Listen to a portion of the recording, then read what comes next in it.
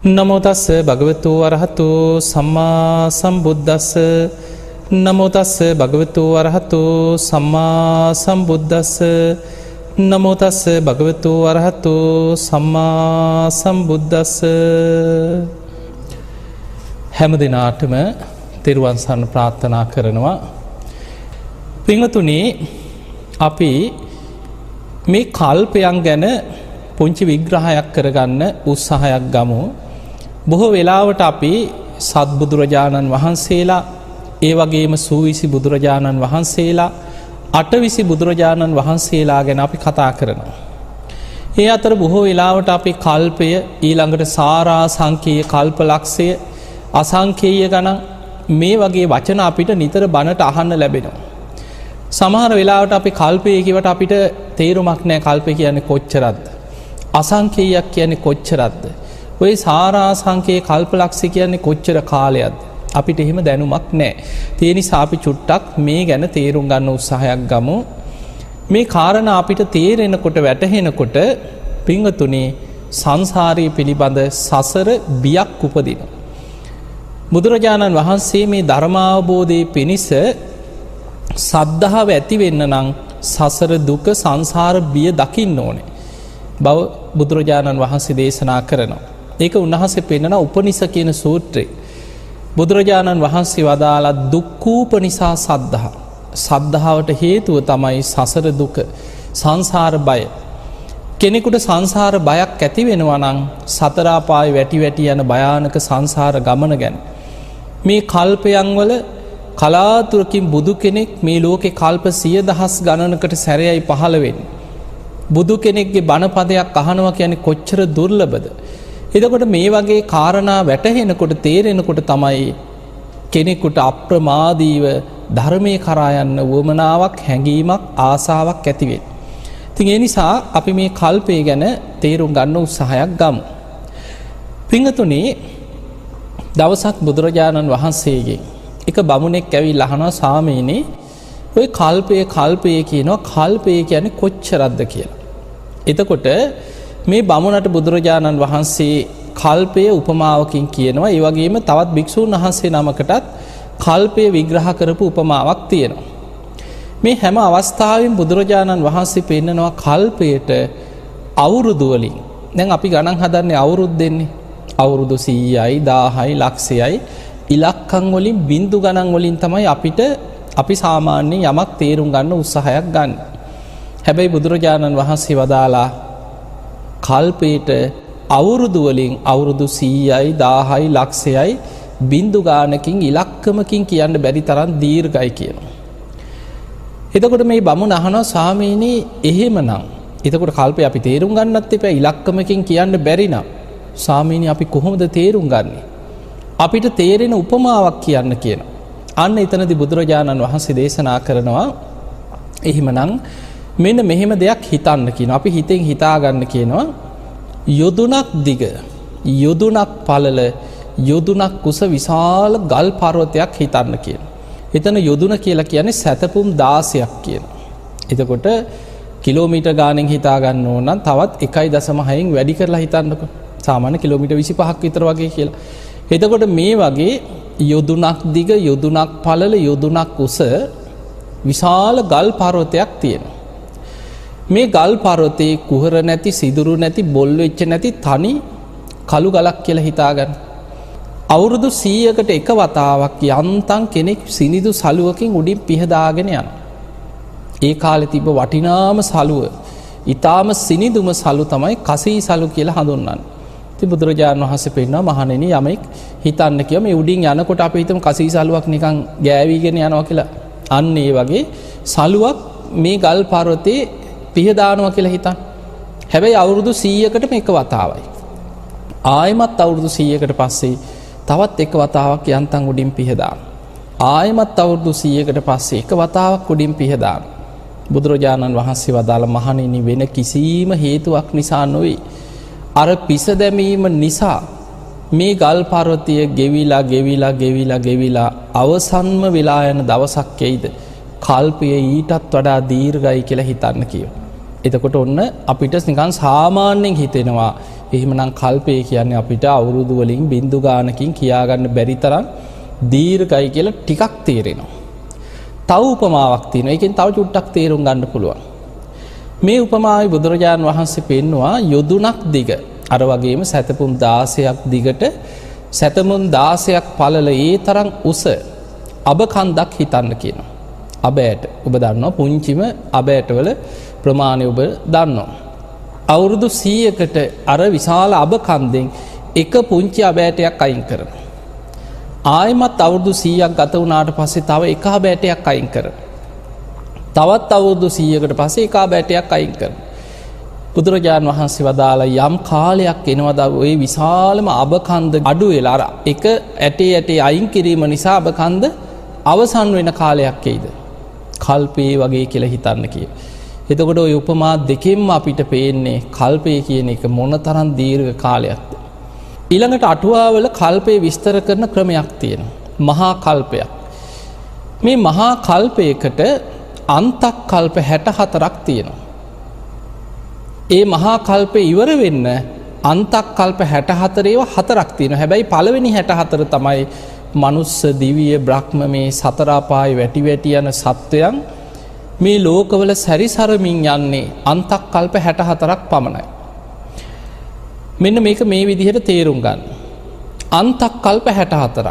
එතන එක අන්තක් කල්පයක් කියලා කියන්නේ මනුස්ස ලෝකේ ජීවත් වෙන මිනිස්සුන්ගේ ආයුෂ ටික පරම්පරාවෙන් පරම්පරාවට දැන් අද අපි ඉන්නේ අඩු වෙන කාලෙක. වැඩි වෙන කාලත් විශ්වයේ තියෙනවා. මිනිස් ආයුෂ අවුරුදු 10 ඉඳන් ආයුෂ ටික වැඩි වෙලා අසංකේයයට අවුරුදු අසංකේයයට වැඩි වෙනවා කියනවා. ඔබට මේ විග්‍රහය තේරුම් හිතනකොට සමහර වෙලාවට හිතෙන්න පුළුවන් මේව නම් හිතා ගන්නවත් බෑ කියලා. හැබැයි යම් මට්ටමින් හරි මේ සසරේ බිය තේරුම් ගන්න ඔබ මේක තේරුම් ගන්න උත්සාහයක් ගන්න. එතකොටයි අපිට සංසාර බියක් උපදින්නේ. මිනිස්සුන්ගේ ආයුෂ අර ටික වැඩි වෙලා අවුරුදු වලින් අසංඛේයයට වැඩි වෙනවා. එහෙම වැඩි වෙච්ච ආයුෂ අවුරුදු අසංඛේයයෙන් ඉඳන් අඩු වෙවි ඇවිල්ලා ආයෙමත් අවුරුදු 10ට අඩු වෙනවා. අවුරුදු 10ට අඩු වෙනකොට අන්තක් කල්ප විනාශ සිද්ධ වෙනවා.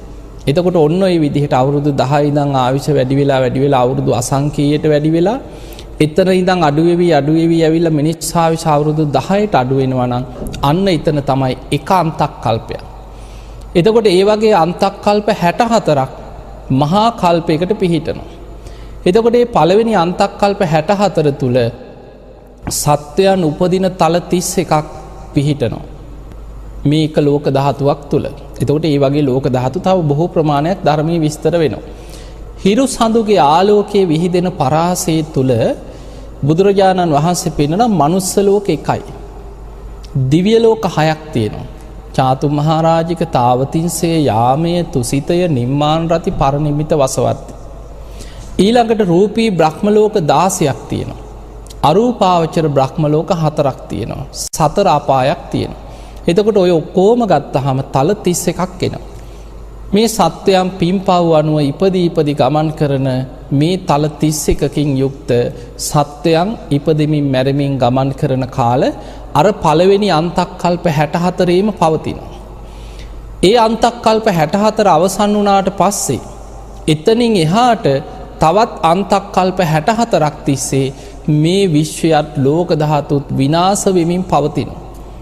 ඒක තමයි ඔබ අහලා ඇති සත්ත්‍ය සූර්යෝද්ගමන සූත්‍රයේ සඳහන් වෙනවා සූර්යාවිගේ තවත් ආලෝකයේ පෘථිවියට වැටෙන කාලයක් එනවා කියන්නේ.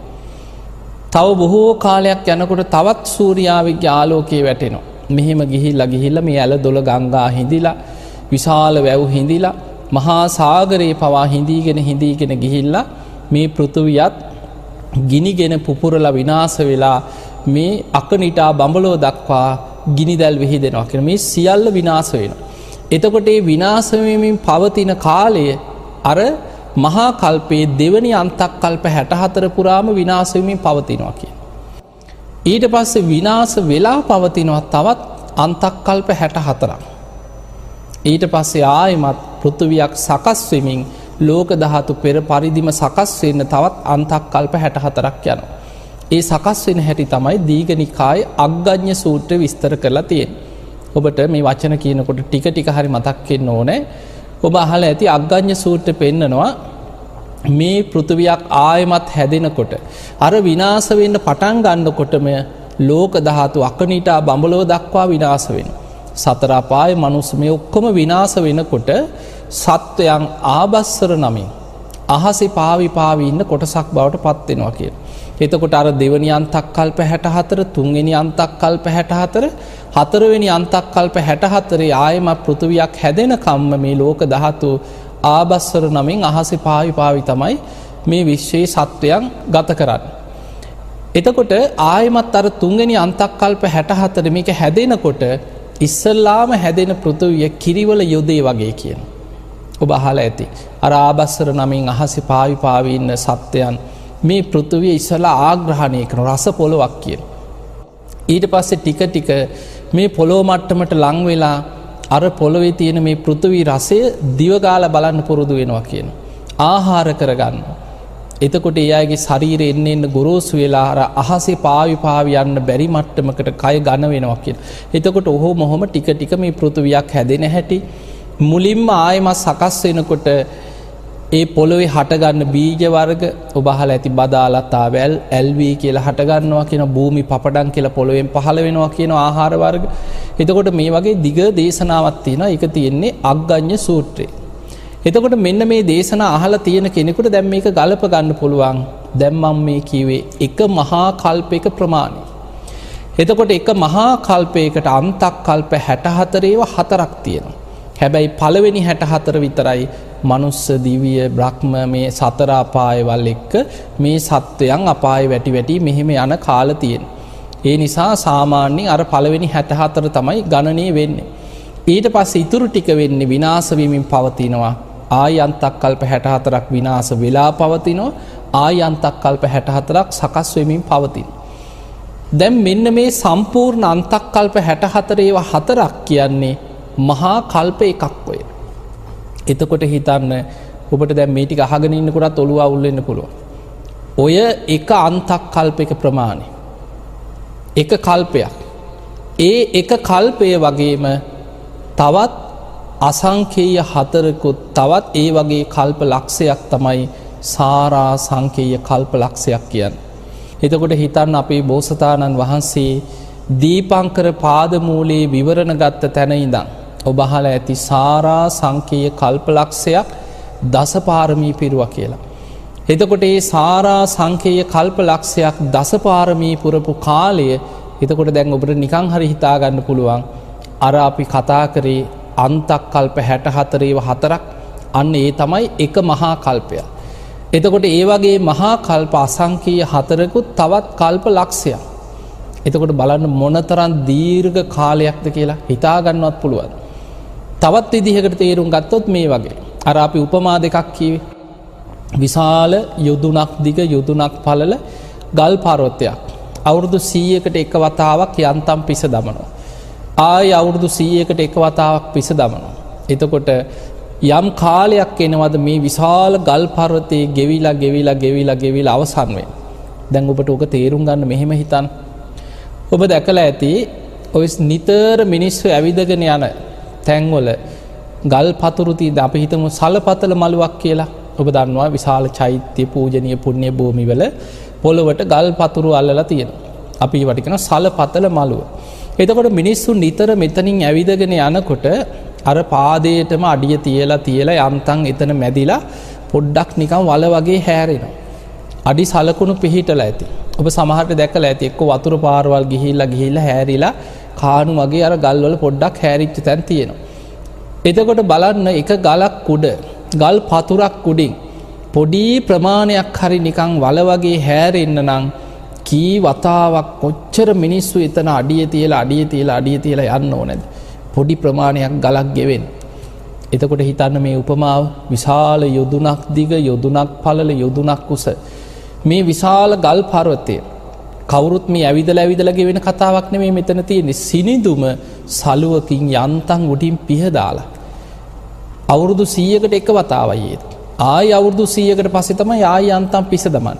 එතකොට මේ වගේ හේතුවක් නිසා අර වගේ විශාල ගල් පර්වතයක් ගෙවෙන්න යම් තාක් කාලයක් ගත වෙයිද මහා කල්පයක් ඒ වගේ කියලා හිතන්න කි. එතකොට ඔබට ආයි ඒ උපමාවෙන් තේරුම් ගන්න පුළුවන් එවැනි මහා කල්ප අසංකේය 4කුත් තවත් කල්ප ලක්ෂයක් තමයි සාරාසංකේය කල්ප ලක්ෂය කියන්නේ. අසංකේය කියන්නේ කීයද කියන එක ඔය අටුවාවල බින්දු ගානකින් විස්තර කරනවා 1.140ක් හැටියට විස්තර වෙනවා අසංකේය. එතකොට හිතන්න ඒ වගේ අසංකේයේව 4කුත් තවත් කල්ප ලක්ෂයක්. පිංගතුනි මේකේ අපි තේරුම් ගන්න ඕනේ තවත් භයානකම දෙයක් තමයි මේ සාරාසංකේය කල්ප ලක්ෂයේ තුල ලෝකෙ පහළ වුණේ බුදුරජාණන් වහන්සේලා 24 නමක් විතරයි.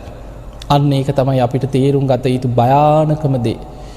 සාරාසංකේය කල්ප ලක්ෂයකට මේ විශ්වයේ පහළ වෙන්නේ බුදුවරු 24 නමයි. අර කියපු මහා කල්ප අසංකේය බැගින් අවස්ථා 4ක් මේ විශ්වය බුද්ධ ශූන්‍යව තිබිලා තියෙනවා.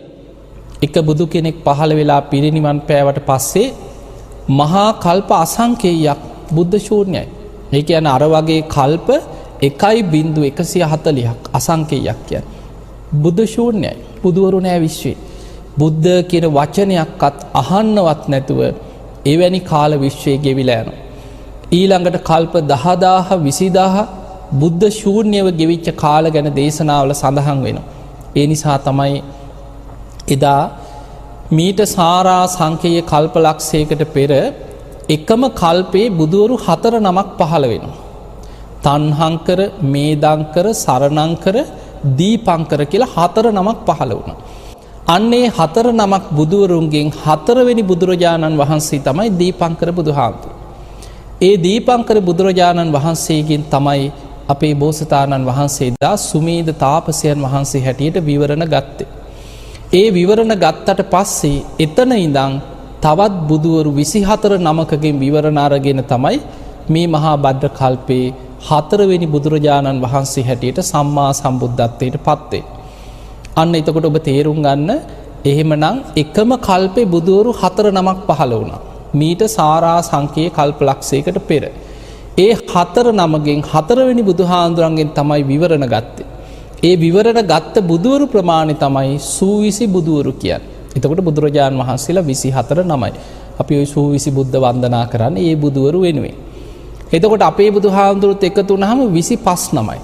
එතකොට අර සාරාසංකේය කල්ප ලක්ෂයකට පෙර ඒ කල්පේ විවරණ ගන්න පෙර පහළ වෙච්ච තව බුදුවරු 3 නමක් හිටියා. තණ්හංකර, මේදංකර, සරණංකර. අන්නේ 3 නමත් එකතු වුණාට පස්සේ 28යි. ඒ තමයි 8 බුදුරජාණන් වහන්සේලා. එතකොට අපිට දේශනාවලින් අපි 8 බුදුරජාණන් වහන්සේලා උදෙසා පූජාවන් පවත්වනවා. ඊළඟට සූවිසි බුද්ධ වන්දනා පවත්වනවා. ඊළඟට සමහරු වර්තමානයේ ඔබ අහලා ඇති සත්බුදුවරුන්ට වන්දනාවල් පවත්වනවා. සත්බුදුරජාණන් වහන්සේලා ගැන කතා වෙන්නේ අර බුදුරජාණන් වහන්සේලා 28 නම 24 නම ගත්තත් මේ අපි ඉන්න කාල්පයට ආසන්නම කල්ප 91ක් තුල පහළ වෙච්ච බුදුරජාණන් වහන්සේලා 7 නම. එතකොට මේ ළඟ බුදුවරු කීප නමක් පහළ වෙනවා. හැබැයි ළඟ කිව්වට කල්ප වලින් ගත්තොත් මීට කල්ප 91කට පෙර තමයි විපස්සී කියන බුදුරජාණන් වහන්සේ මේ විශ්වයේ පහළ වෙන්නේ. විපස්සී බුදුරජාණන් වහන්සේ පහළ වෙලා පිරිනිවන් පෑවට පස්සේ මහා කල්ප 60ක් බුද්ධ ශූන්‍යයි. එතකොට අර අපි කතා කරපු උපමාව හිතා ගන්න. අර ගල් පර්වතයක් ගෙවෙන, විශාල අබෑට කන්දක් ගෙවෙන. එතකොට එවැනි කාල 60ක් මහා කල්ප 60ක් විපස්සී බුදුහාඳුරන්ගෙන් පස්සේ ආයෙමත් බුද්ධ කියන වචනේවත් ලෝකේ අහන්න නෑ, බුද්ධ ශූන්‍යයි. ඊට පස්සේ එකම කල්පේ බුදුවරු දෙනමක් පහළ වෙනවා. සිකී, වෙස්සබූ කියන බුදුරජාණන් වහන්සේලා දෙනම. හැබැයි ඔබ මතක තියාගන්න ලෝකේ බුදුවරුන්ගේ ධර්මතාවයක් තමයි එකම කල්පේ එකවර පහළ වෙන්නේ. ඒ කියන්නේ එකම කල්පේ දැන් සිකී බුදුහාඳුරු පහළ වෙලා ඉන්නකොටම වෙස්සබූ බුදුහාඳුරුත් ඒ කාලෙන් පහළ වෙන්නේ නැහැ. එකම කල්පේ පෙර පසු තමයි පහළ වෙන්නේ. ඒ කියන්නේ දැන් මේ මහා භද්‍ර කල්පේ පළවෙනි අන්තක් කල්පේ කකුසඳ බුදුහාඳුරු, දෙවෙනි අන්තක් කල්පේ කෝණාගමන බුදුහාඳුරු, තුන්වෙනි අන්තක් කල්පේ කාශ්‍යප බුදුහාඳුරු, හතරවෙනි අන්තක් කල්පේ තමයි ගෞතම බුදුහාඳුරු. එතකොට මේ අතර බුද්ධ ශූන්‍ය කාලෙකුත් ගෙවිලා තමයි ආයි බුදු කෙනෙක් පහළ වෙන්නේ. ඒ අරෙන්න එක බුදු කෙනෙක් ලෝකේ වැඩ ඉඳිමින් දහම් දේශනකොට ඒ නගරෙකම තව බුදු කෙනෙක් ආයි පහළ වෙන්නේ නැහැ. එතකොට හිතන්න මීට කල්ප 31කට කලින් අර කල්ප 91න් කල්ප 60ක් බුද්ධ ශූන්‍යව තිබිලා මීට කල්ප 31කට පෙර තමයි සිකී වෙස්සබූ කියන බුදුවරු දෙනම පහළ වෙන්නේ. උන්වහන්සේලා දහම් දෙසලා ඒ බුද්ධ ශාසන අතුරුදහන් වුණාට පස්සේ ආයි කල්ප 30ක් බුද්ධ ශූන්‍යයි කියන්නේ. එතකොට අපි මේ මහා භද්‍ර කල්පේ පහළ වෙන්න කලින් ආයි කල්ප 30ක් බුද්ධ ශූන්‍යව තිබිලා තමයි අපි මේ ඉන්න මහා භද්‍ර කල්පේ උදා වෙන්නේ. දැන් අපි ඉන්නේ බුදුවරු 5 නමක් පහළ වෙන කල්පයක් තුලයි මේ ඉන්නේ. ඒ නිසා තමයි මහා භද්‍ර කල්පය කියලා මේ කල්පයට කියන්නේ. පින්වතුනි මේ කල්පයට අපි ධර්මයේ කියන්නේ මහා භද්‍ර කල්පය. ඒකට හේතුව බුදුවරු 5 නමක් පහළ වෙන. දැන් ඔන්න ඔබට තේරුම් ගන්න පුළුවන් අපි අර මුලින්ම කියපු කරුණු ටික ආයි මතකයට ගන්න. ඒ තමයි මහා කල්පයකට අන්තක් කල්ප 64 ඒවා 4ක් තියෙනවා. මේ අපි ඉන්නේ මහා භද්‍ර කල්පේ. මේ මහා භද්‍ර කල්පයටත් අර වගේම අන්තක් කල්ප 64 ඒවා 4ක් තියෙනවා. අපි ඉන්නේ මහා භද්‍ර කල්පේ අර පළවෙනි අන්තක් කල්ප 64 හතරවෙනි අන්තක් කල්පේ මේ ඉන්නේ. ඔන්න බලන්න මේ කල්ප විග්‍රහය ඔබට දැන් හොඳට තේරුම් ගන්න පුළුවන්. මේ මහා භද්‍ර කල්පේ පළවෙනි අන්තක් කල්පේ මිනිස්සුන්ගේ ආයුෂ වැඩි වෙලා අවුරුදු අසංඛේයයට වැඩි වුණා. ඒ අවුරුදු වලින් අසංඛේයයට වැඩි වෙලා ඒ ආයුෂ අඩු වෙවි ඇවිල්ලා මිනිස්සුන්ගේ ආයුෂ අවුරුදු 40000ක් වෙච්ච තැන කියනවා කකුසඳ බුදුරජාණන් වහන්සේ පහළ වුණේ. අද අපිට හිතා ගන්නවත් බෑ. ඒකට හේතුව පින්වතුනි අපේ බුදුරජාණන් වහන්සේ ගැන දේශනාවල සඳහන් වෙන්නේ උන්වහන්සේ අල්පායුෂ්ක බුදු කෙනෙක්. මිනිස්සුන්ගේ ආයුෂ අඩුම කාලෙක තමයි කියන අපේ බුදුහාඳුරෝ පහළ වුණේ. ඔබ බලන්න දැන් අපි කලින් කතා කරපු සත්බුදුවරුන්ගේ ඊළඟට අටවිසි බුදුවරු සූවිසි බුදුවරු පෙර හැම බුදු කෙනෙක්ගේම ආයුෂ ගැන බලන්න හොයලා. ඒ හැම බුදුරජාණන් වහන්සේ නමක්ම අවුරුදු සමහරු 80000 70000 60000 30000 දහස් ගණන් ආයුෂ තියෙන කාලවල පහළ වෙලා තියෙනවා. ඒකට හේතුව බෝසතාණන් වහන්සේලා දෙව්ලොව ඉඳන් පස් මහ බැලුම් බලනවා. ඔබ දන්නවනේ කාලය, දීපය, දේශය, කුලය, මව.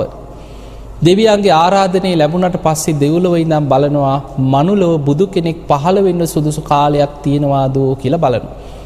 දේශනාවේ සඳහන් වෙනවා අර මිනිස්සුන්ගේ ආයුෂ අවුරුදු 100ට වඩා පහළට පිරිහිලා නම් බුදුවරු පහළ වෙන්නේ නැති කාලය. කෙලෙස් වැඩි කියන අකුසල් බලවත් කාලය.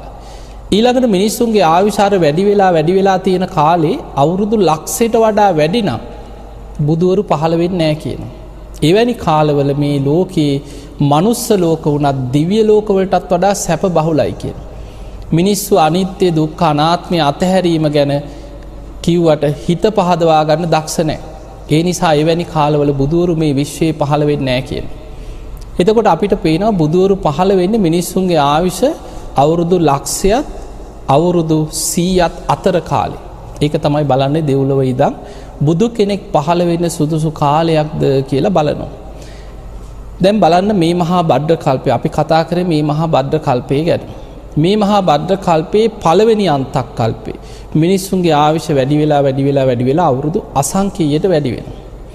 එහෙම වැඩි වෙච්ච ආයුෂ අඩු වෙවි ඇවිල්ලා මිනිස් ආයුෂ අවුරුදු 40000 වෙච්ච තැන තමයි කකුසඳ බුදුරජාණන් වහන්සේ පහළ වුණේ.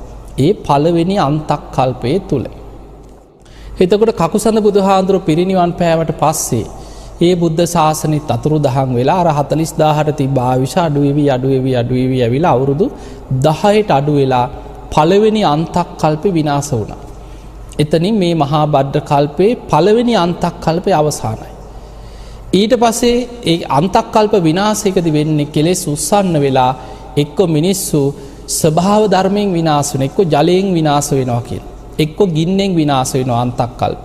එක්ක සුලගෙන් විනාශ වෙනවා. එහෙම නැත්නම් මිනිස්සු මෘග සංඥා පහළ වෙලා එකිනෙකා ව්‍යායුධ වලින් මරාගෙන විනාශ වෙනවා. මේ අන්තක් කල්ප විනාශවලදී ටික දෙනෙක් ජීවිත බේර ගන්න. ඔක්කොම ලෝකයාම විනාශ වෙන්නේ නැහැ. කෙලෙස් උස්සන්න වෙලා මරාගෙන විනාශ වෙනකොට ටික දෙනෙක් බේරෙනවා. දැන් අර පළවෙනි අන්තක් කල්පේ අවුරුදු 10ට අඩු වෙලා විනාශ වෙලා ටික දෙනෙක්ගේ ජීවිත බේරුණා. ඒ අයගෙන් පටන් ගත්ත මේ මහා භද්‍ර කල්පයේම දෙවනි අන්තක් කල්පය. එතකොට පරම්පරාවට ඒ අය ටික ගුණධර්ම පුරණ යුගයක් ආයි මතුවෙනවා කියනවා. එහෙම ගුණධර්ම පුරාගෙන යනකොට ලෝකේ එන්න බොහෝම දියුණු දිව්‍ය ලෝක වගේ සැප බහුල කාල බලවත් වෙනවා. මිනිස්සුන්ගේ ගුණධර්ම බලවත් වෙනකොට ආයමත් දෙවනි අන්තක් කල්පෙත් අර ආයුෂ වැඩි වෙලා අවුරුදු අසංකේයයටම වැඩි වෙනවා. එහෙම වැඩි වෙච්ච ආයුෂ එතන ඉඳන් අඩු වෙවි ඇවිල්ලා මිනිස් ආයුෂ අවුරුදු 30000 වෙච්ච තැන තමයි කෝණාගමන බුදුරජාණන් වහන්සේ පහළ වුණේ. ඔන්න එතකොට කකුසඳ බුදුහාඳුරු පහළ වුණේ පළවෙනි අන්තක් කල්පේ මිනිස්සුන්ගේ ආයුෂ අවුරුදු 40000යි. කෝණාගමන බුදුහාඳුරු පහළ වුණේ මේ මහා බද්ද කල්පේම දෙවනි අන්තක් කල්පේ. ඒ වෙනකොට මිනිස්සුන්ගේ ආයුෂ අවුරුදු 30000යි.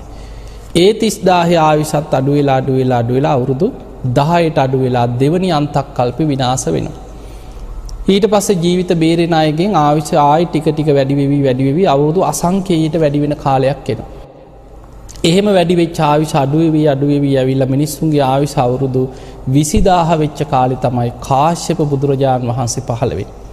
මේ මහා බද්ද කල්පයේ තුන්වෙනි බුදුහාඳුරු කාශ්‍යප බුදුහාඳුරු පහළ වෙනකොට මහා බද්ද කල්පයේ තුන්වෙනි අන්තක් කල්පේ මිනිස්සුන්ගේ ආයුෂ අවුරුදු 20000යි.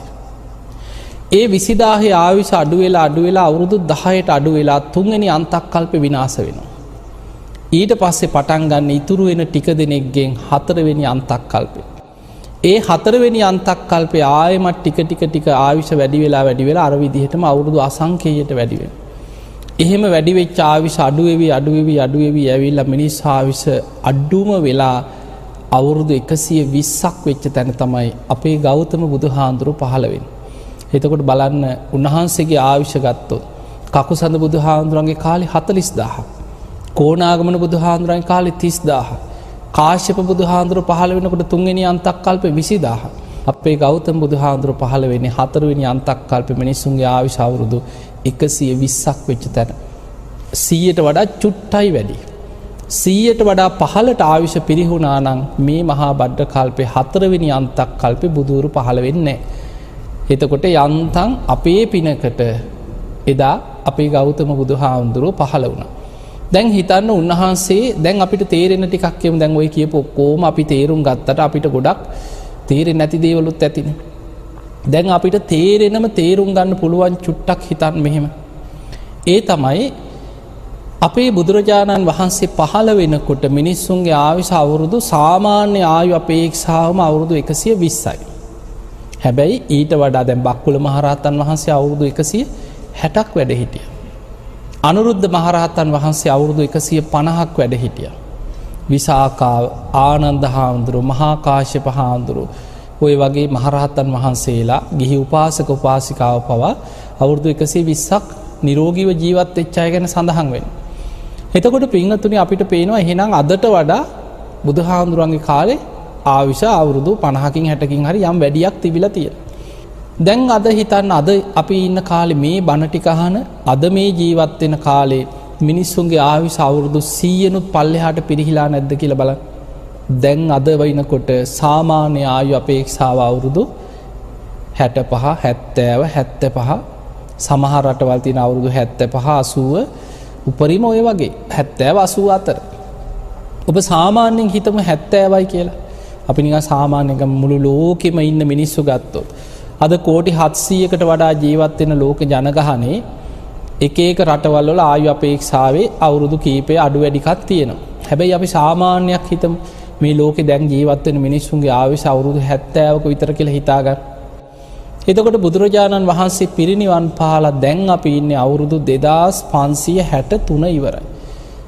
එතකොට අවුරුදු 2563ත් අයින් කරමු 2500යි කියලා ඔබ හිතන්න. අවුරුදු 2500ක් වෙනකොට මිනිස්සුන්ගේ ආයුෂ අවුරුදු 120 ඉඳන් අඩු වෙලා දැන් 70 මට්ටමට අඩු වෙනවා. එතකොට අපිට පේනවා ආයුෂ අඩු වෙන වේගය. අවුරුදු 100කට අවුරුදු 2කින් වගේ තමයි ආයුෂ අඩු වෙවි ඇවිල්ලා තියෙන්නේ.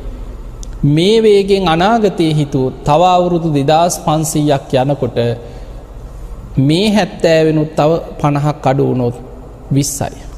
එතකොට බුදුහාඳුරෝ පිරිනිවන් පාලා අවුරුදු 5000 වෙනකොට ධාතුන් වහන්සේලා පිරිනිවන් පානකොට සිරිපා සටහන් ලෝකෙ මැකෙනකොට බුද්ධ අධිෂ්ඨාන අවසන් වෙන දවස වෙනකොට මනුස්ස ලෝකෙ ජීවත් වෙන මිනිස්සුන්ගේ ආයුෂ අවුරුදු 20ට විතර පිරිහෙච්ච පිරිසක්. ඒ බුද්ධ ශාසනයේ ගෞතම බුද්ධ ශාසනයේ ධාතුන් වහන්සේලා පවා බුද්ධ අධිෂ්ඨානයෙන් පවතින අවුරුදු 5000ක් කල් යනකම් විතරයි කියන. දැන් මේ ධාතුන් වහන්සේලාත් පිරිනිවන් පාලා තව අවුරුදු 200ක් යනකොට අර 20 ආයුෂත් අඩු වෙලා 10ට බහිනවා. අපි මේ ඉන්න 4 වෙනි අන්තක්කල්ප විනාශය ගැන අපේ බුදුරජාණන් වහන්සේ දීඝනිකායේ පෙන්නනවා චක්‍රවර්ති සීහනාද කියලා සූත්‍රයක. මේ 4 වෙනි අන්තක්කල්ප විනාශ වෙන විස්තරයක් තියෙනවා, දීර්ඝ විස්තරයක්. බුදුරජාණන් වහන්සේ පෙන්නනවා මහණෙනි මිනිස්සුන්ගේ ආයුෂ අවුරුදු 100න් 15ට පිරිහෙනකොට මිනිස්සු තුල බලවත්ව කෙලෙස් 3ක් වැඩෙනවා කියන.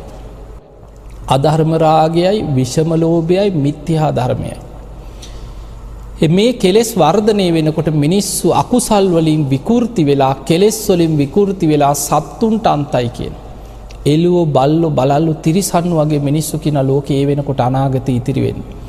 එතකොට එවැනි කාලයකට තමයි අපි මේ යන්නේ. තිරිසන් වගේ විකෘති සත්තු තමයි අනාගත ලෝකේ ඉන්නේ. එතකොට මිනිස් ආයුෂ අවුරුදු 10 වෙනකොට මිනිස්සු බල්ලෝ, බලල්ලෝ වගේ, තිරිසන් වගේ, රාගයේ සත්තු වගේ හැසිරෙනවා කියන.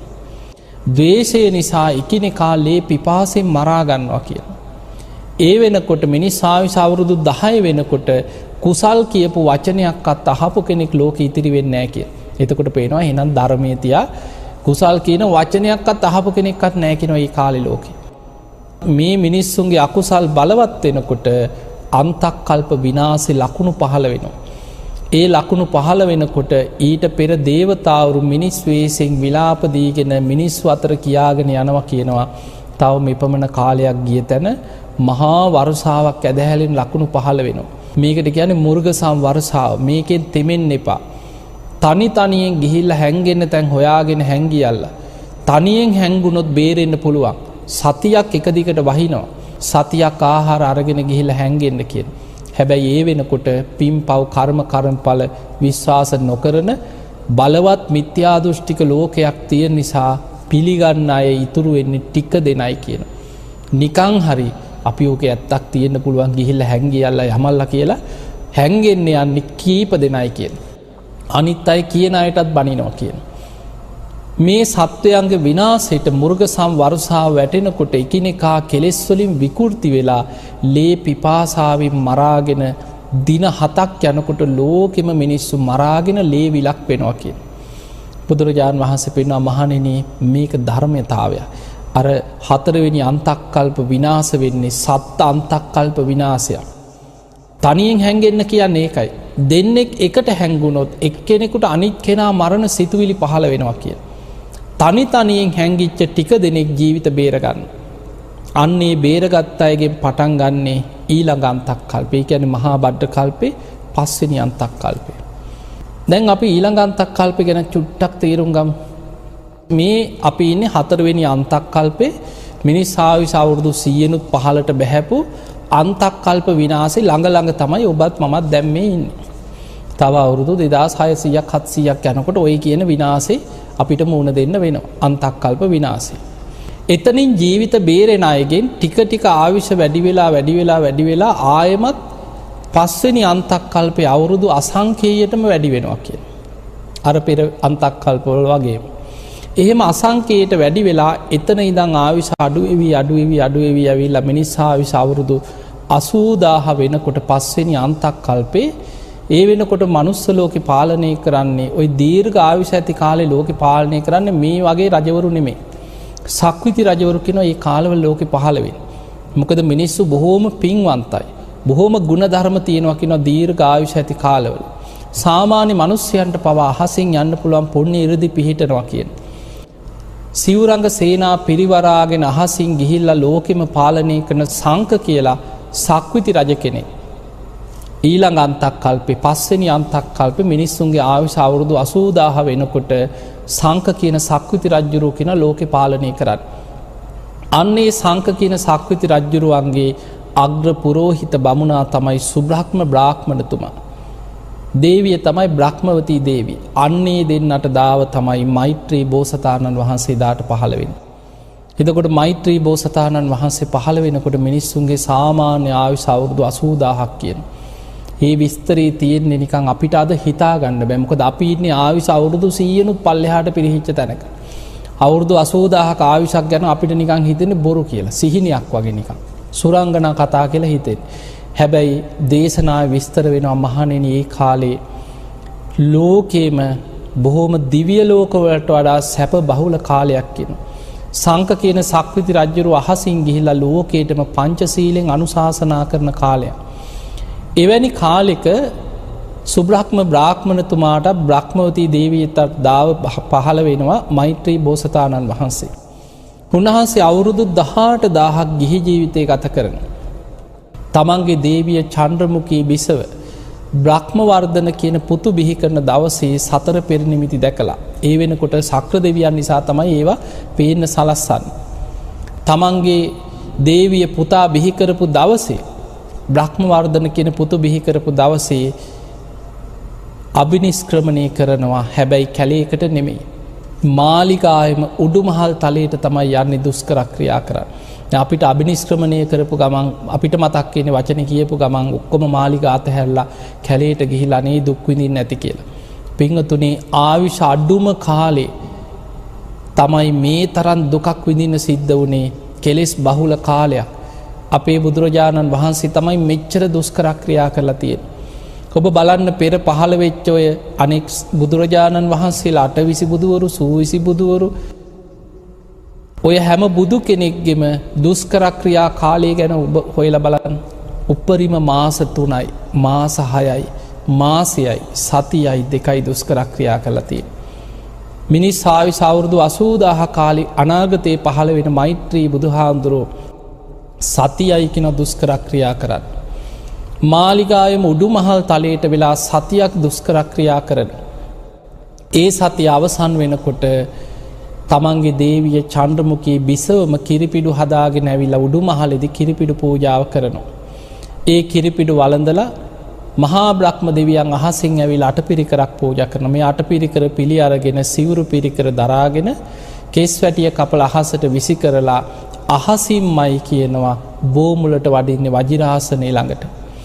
එහෙම වඩිනකොට අහසෙන් වඩින ගමන දැකලම වසවර්ති මාරයා බයේ එතනම පැනලා යනවා කියනවා. අහසෙදිම මගහැරලා යනවා මාරයා. මාර පරාජය කියන්නේ ඒක. දැන් බලන්න අපේ බුදුහාඳුරන්ට මාරයා කොච්චර කරදර කරාද කියලා. වජිරාසනේ වැඩ ඉන්නකොට දසබිම්බරක් මාර සේනා පිරිවරාගෙන ගිරි මේකලා කියන ඇතුපිට නැගලා ඇවිල්ලා කොච්චරනම් හිරිහැර කරන්න හැදුවද. ආයුධ වරුසාවල් ගල් වරුසාවල් හෙන පුපුරනවා වගේ ගස් කඩාගෙන වැටෙනවා වගේ භයානක ශබ්ද ඇති කර කර වහාම ඔතනින් නැගිටින්න කියලා තර්ජනය කර කර උත්සාහ කරා. හැබැයි අනාගතේ මෛත්‍රී බෝසතාණන් වහන්සේ අහසින්ම වජිරාසනේ ළඟට වඩිනකොට උන්වහන්සේන ගමන වළක්වන්න හදන මාරයා අහසෙදීම පෙරදිලා පලා යනවා කියලා. උන්වහන්සේ වජිරාසනේ මත වැඩ ඉඳලා පෙර බුදුවරු වගේ ආනාපාන සති භාවනාවෙන් රාත්‍රී පළවෙනි යාමේ පුබ්බේ නිවාසානුස්සති ඥානෙ, දෙවැනි යාමේ චතුප්පාත ඥානෙ, තුන්වෙනි යාමේ පටිච්ච සමුප්පාද විමසලා අවසන් වෙනකොටම හිමිදිරි උදෑසන අරුණෝදය සමගම කෙලෙසුන්ගෙන් මිදිලා සම්මා සම්බුද්ධත්වයට පත් වෙනවා. අනාගතේ මෛත්‍රී බුදුරජාණන් වහන්සේ පහළ වෙන්නේ ওই විදිහට. දැන් ඔන්න හිතන්න දැන් ඔබට මේ කියලා දුන්නේ මේ මහා බද්ද කල්පේ පළවෙනි අන්තක් කල්පේ කකුසඳ බුදුහාඳුරු. දෙවනි අන්තක් කල්පේ කෝණාගමන බුදුහාඳුරු. තුන්වෙනි අන්තක් කල්පේ කාශ්‍යප බුදුහාඳුරු. හතරවෙනි අන්තක් කල්පේ අඩුම ආයුෂක් තිබ්බ හරිය තමයි අපේ ගෞතම බුදුහාඳුරු පහළ වුණේ. ඊළඟට පස්වෙනි අන්තක් කල්පේ මෛත්‍රී බුදුහාඳුරු. එතනින් පස්සේ බුද්ධ ශූන්‍යව අන්තක් කල්ප 59ක් යනවා. මොකද මහා කල්පයකට අන්තක් කල්ප 64ක් තියෙනවා. එතකොට පළවෙනි අන්තක් කල්ප 5 තමයි කකුසඳ කෝණාගමන කාශ්‍යප ගෞතම මෛත්‍රී කියන බුදුරු 5 නම පහළ වෙන්නේ. ඊට පස්සේ අන්තක් කල්ප 59ක්ම බුද්ධ ශූන්‍යව අර විදිහට අසංකීයට වැඩි වෙනවා, අඩු වෙලා අවුරුදු 10ට අඩු වෙනවා, විනාශ වෙනවා. ආයිතුරු වෙන අයගෙන් ආයුෂ වැඩි වෙලා අසංකීයට වැඩි වෙන ওই විදිහට අන්තක් කල්ප 59ක් යනවා. ගිහිල්ලා එතනින් පස්සේ තියෙන්නේ මේ මහා බද්ද කල්පේ විනාශ වෙමින් පවතින අන්තක් කල්ප 64. ඊට පස්සේ තියෙන විනාශ වෙලා පවතින අන්තක් කල්ප 64. ඊට පස්සේ තියෙන්නේ ආයමත් සකස් වෙමින් පවතින අන්තක් කල්ප 64ක්. ඔය විදිහට අන්තක් කල්ප 64 හතරම අවසන් වෙච්ච තැන තමයි මේ මහා භද්‍ර කල්පය කියන මහා කල්ප ඉවර වෙන්නේ. එතනින් එහාට තව විශ්වයේ කල්ප කීයක් බුද්ධ ශූන්‍යද කියලා අපි කවුරුත් දන්නේ නැහැ. අනාගත මෛත්‍රී බුදුහාඳුරු තමයි අනාගතයේ බුද්ධ ශූන්‍ය කල්ප ගැන පෙන්නන්නේ. එහෙමනම් අපිට පේනවා අපි මේ ජීවත් වෙන්නේ භයානකම කාලයක. මේ විශ්වය තුල භයානකම කාලයක්. හැබැයි අපිට මිනිස්සුන්ගේ ආයුෂ අවුරුදු 100න් 15ට පිරිහිච්ච තැනක ඉඳන් හරි යන්තම් බණපදයක් අහන්න පිනක් තිබ්බා. ඒ නිසා මේ විශ්වය තුල බුදු කෙනෙක්ගේ බුද්ධ කියන වචනේ පව අහන්න ලැබෙන එක ඉතාම දුර්ලභයි. එවැනි දුර්ලභ බුදු කෙනෙක්ගේ බුද්ධ වචනයක් බණපදයක් අහන්න ලැබෙන වෙලාවේ ඔබ ලෝකෙ කොහේ හිටියත් ධර්මයේ දියුණු කරගන්න උත්සාහයක් ගන්න. අප්‍රමාදී වෙන්න. සද්ධාව දියුණු කරගන්න. සීල් ගුණ දහම් රකින්න. අපාය බය දකින්න. මරණ සතිය වඩන්න. අප්‍රමාදීව ධර්මයේ දියුණු කරගන්න උත්සාහයක් ගන්න. ඉතින් ඔබ හැම දිනාටම අද මේ කල්ප විග්‍රහයත් එක්ක අටවිසි බුදුවරු, සූවිසි බුදුහාමුදුරුවෝ, සත්බුදුවරු, ඒ වගේ මහා කල්පයේ තුල බුදුවරුන්ගේ පහළ වෙච්ච ආකාරයේ බුද්ධ ශූන්‍ය කල්පවල ස්වභාවයත් සංසාර බයත් ගැනයි ඔබට මේ දේශනාවේදී විස්තර කරලා දුන්නේ. ඉතින් මේ ධර්මානුශාසනාවෙන් ඔබ හැම දිනාටම අප්‍රමාදීව ධර්මයේම දියුණු කරගන්න වීරිය, නුවණ, ශක්තිය, හැකියාව, වාසනාවම ලැබේවා කියලා අපි ඔබට ආශිර්වාද කරනවා.